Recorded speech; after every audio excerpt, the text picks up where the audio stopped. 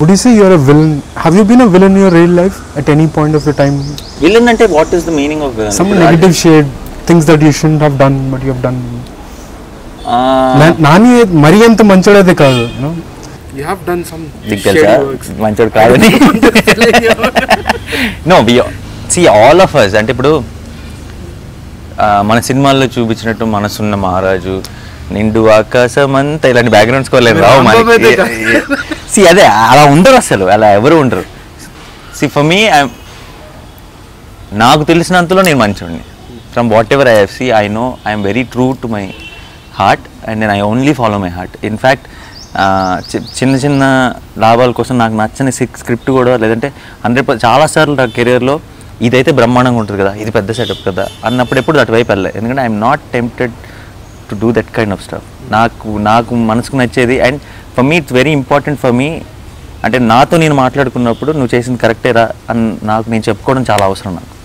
So I can't be నేను ఎందుకంటే నేను నిజంగా ఏదైనా ఒక ఎవరైనా కోపం వచ్చి ఒక మాట అన్నా అది కొంచెం ఒక వారం రోజులు నాకు కొంచెం నేను అతనికి ఎంత ఇబ్బంది పెట్టిందో నాకు తెలియదు, కానీ నన్ను ఇంకెక్కువ ఇబ్బంది పడుతుంది అలాంటి మనిషిని. సో నాకు పెద్ద అలాంటిది ఏం లేదు. ఒక్కసారి ఎప్పుడో కాలేజ్లో ఉన్నప్పుడు నా ఫ్రెండ్ చెప్పిన మాటలు విని ఇలా ఒక అబ్బాయి నా గర్ల్ ఫ్రెండ్ని ఏడిపిస్తున్నాడు అని చెప్తే కొంచెం హీరోలా ఫీల్ అయ్యి వెళ్ళి వాడితో గొడవ పడిపోయి చిన్న పొట్లట్ అయింది.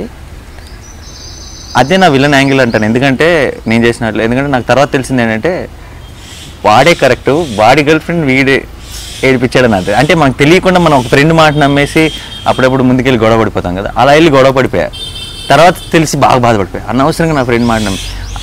ఇదే మన మ్యాక్సిమం రేంజ్ విలనిజం, ఇంతకు మించిన విలనిజం లేదు లైఫ్లో. So for me it was even more interesting to play this. And దీంట్లో అదే విలనా హీరో అనేది మీరు ఇంకా ఫిక్స్ అవ్వకండి. There is a very interesting angle to it altogether. So అది చూసినప్పుడే అర్థం. When was the last time you said sorry to somebody? I say sorry very frequently. I'm okay saying sorry for anything. Why? Because you're short-tempered or something? No. అంటే I'm not short-tempered at all. But నేను అనేది sorry అంటే చాలా సీరియస్గా కాదు.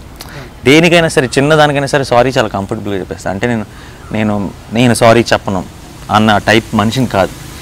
సరే మన తప్పు అసలు లేదు, సారీ చెప్పేస్తే పోద్దిగా అనుకునే type. I don't like any kind of negative energy. అంటే ఇప్పుడు నా పక్కన ఇద్దరు మాట్లాడుకోవట్లేదు అనుకో, నాకు డైజెస్ట్ అవ్వదు.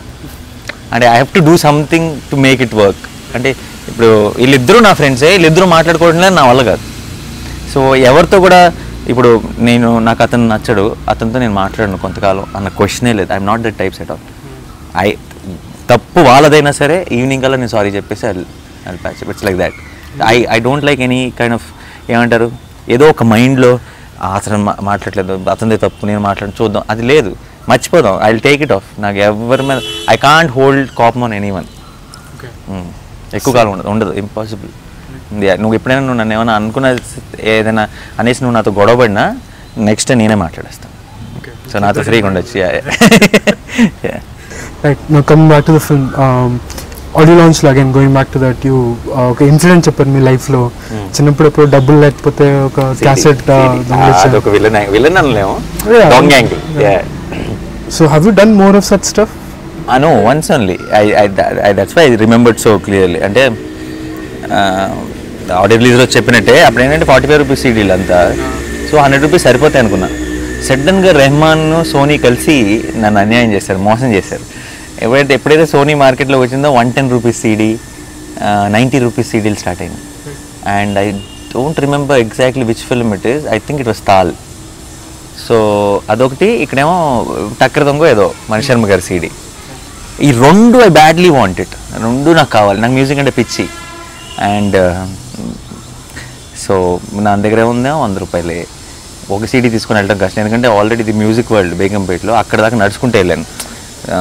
ఆ రోజు సైకిల్ కూడా లేదు. అండ్ దెన్ ఎలాగైనా వెళ్ళి తీసుకురావాలని చెప్పి ఆల్మోస్ట్ 3.5 కిలోమీటర్స్ మా ఇంటి నుంచి దూరం నడుచుకుంటే వెళ్ళాను సీడీ కొని. వెళ్ళి మళ్ళీ వెనక్కి వచ్చి ఓపిక లేదు. ఈ 2 సీడీలు ఎలాగైనా కొనాలి, ఎలా అని చెప్పి సరే రెహమాన్ సీడీ కొనేసి మణిశర్మ గారికి కొట్టేశాను.